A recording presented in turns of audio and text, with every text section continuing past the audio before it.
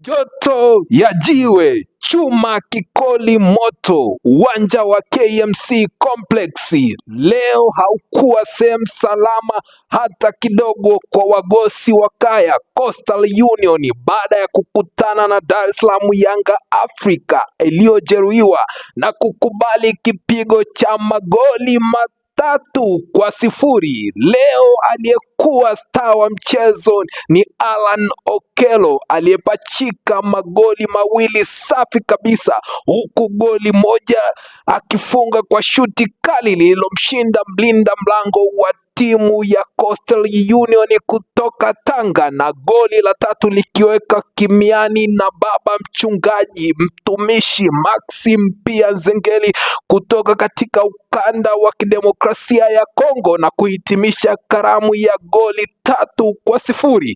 Yanga inazidi kujikita kilele